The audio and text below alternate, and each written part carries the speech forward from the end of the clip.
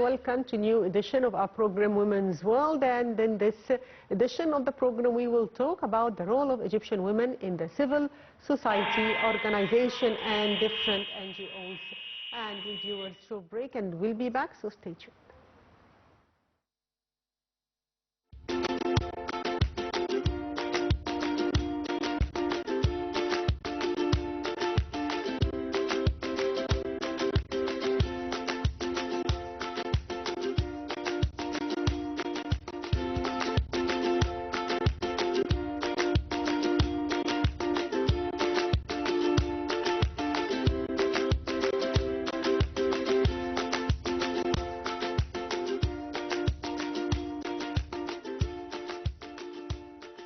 Welcome back, dear viewers, and now we are joined over the phone by Dr. Nيفين Makaram Lbib. She is Vice President of the Egyptian Society for Information Systems and Computer Technology. Good morning.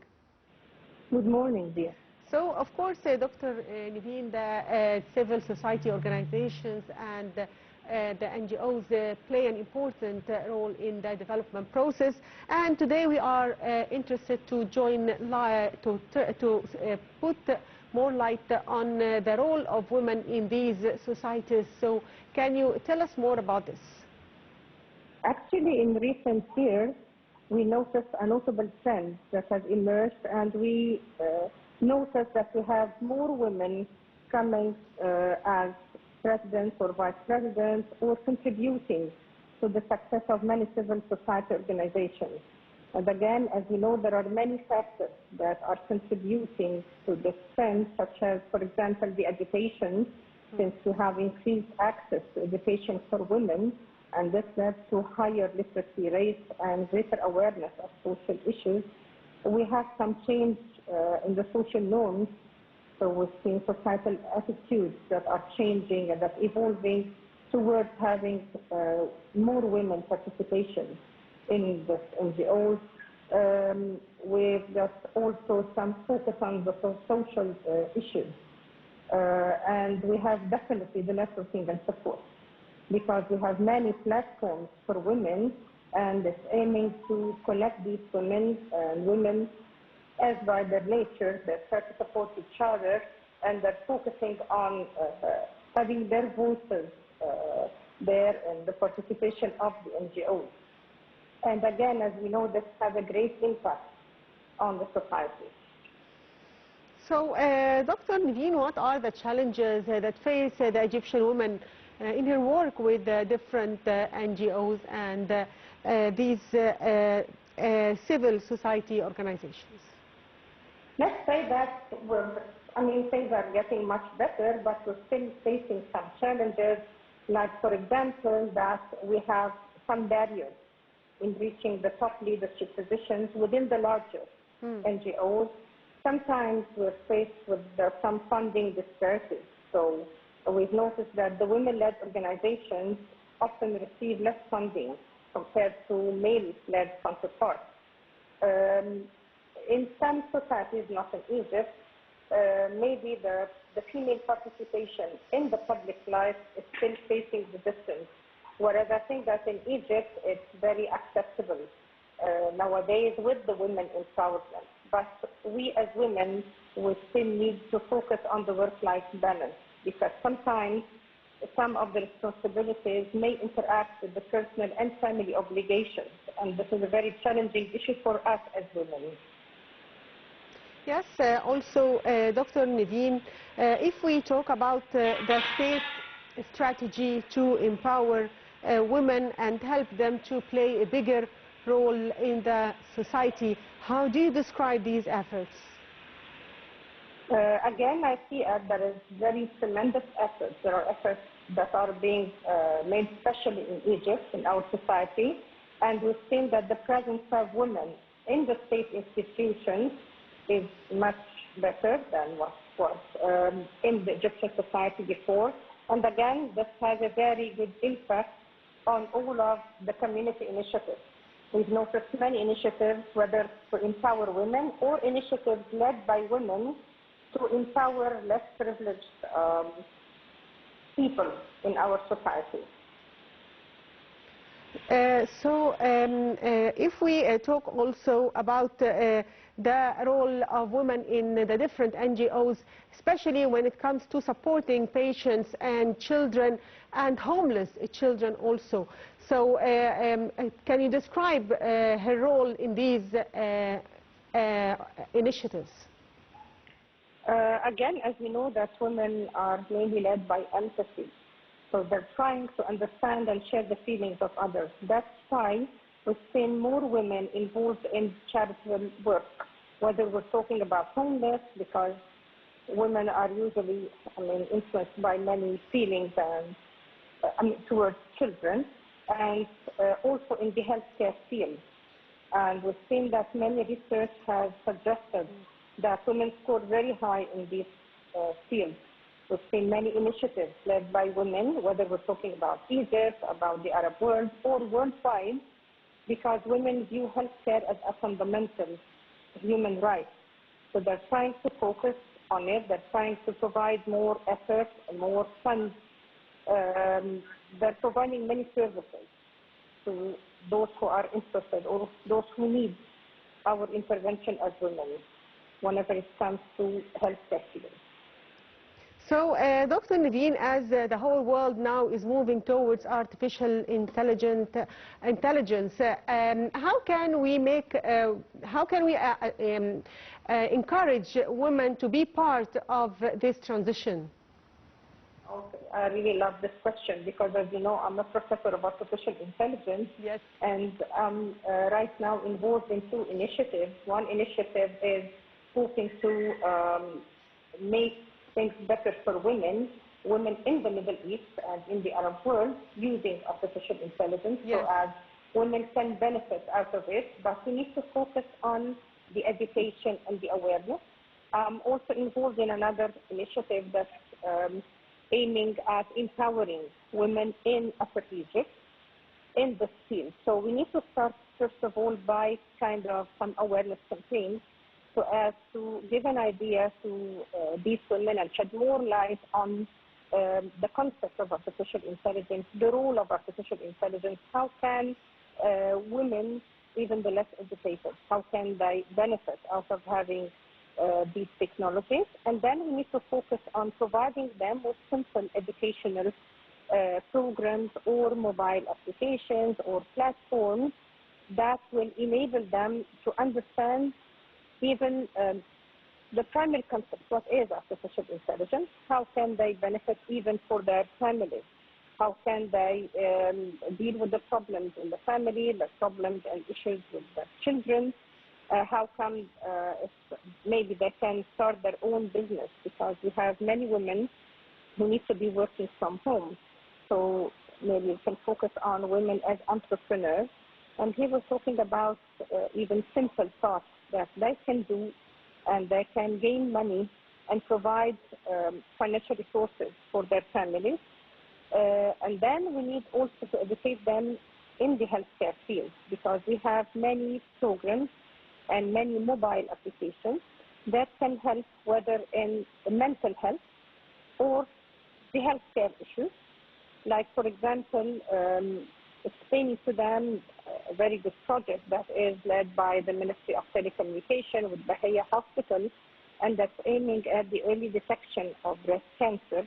Yes. So we need to emphasize on this. We have many mobile applications that can help educate women, tell them how to deal with the simple medical problems that can face their kids.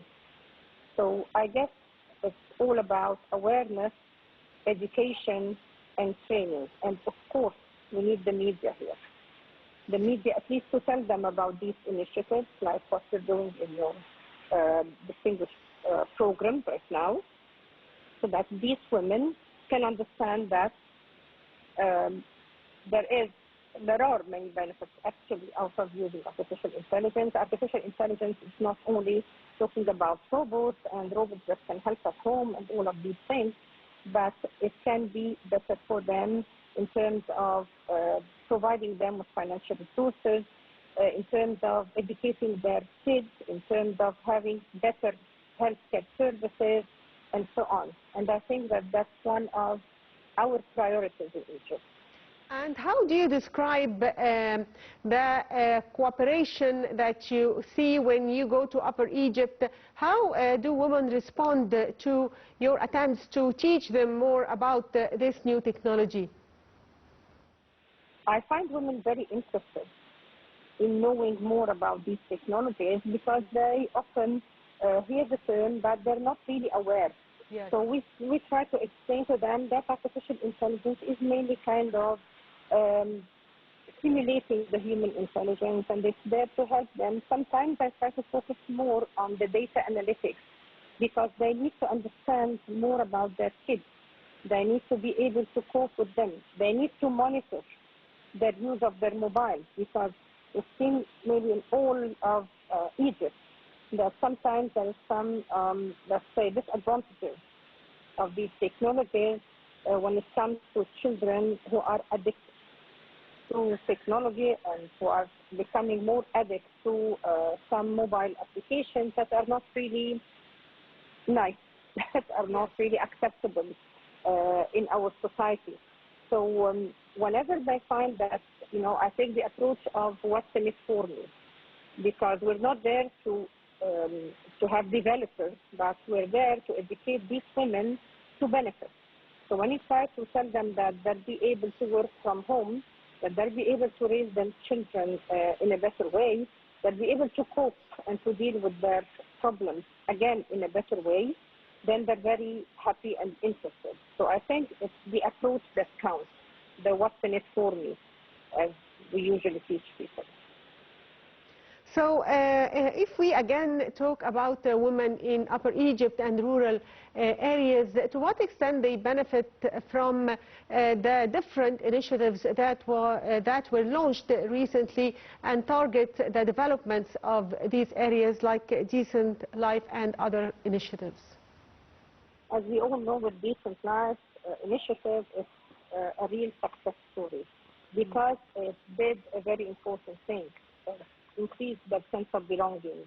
It made women there feel that they're part of the society. They are not neglected, but on the other hand, that the state cares a lot about them and that they can have better educational and healthcare services and a better life, a decent life, as we say, out of this initiative. So I felt that first of all, they feel the sense of belonging, which is a very important issue for us as Egyptians. They started to be, educated in many fields, like, for example, in the healthcare, getting to know more about the simple services that the state is providing for them. They're now keen more about getting to know about the new technologies, or at least about the importance of education. So I see that this initiative has changed many things in the society there. And it's improving their lifestyle and it's making them feel important, which is, again, a crucial issue for us.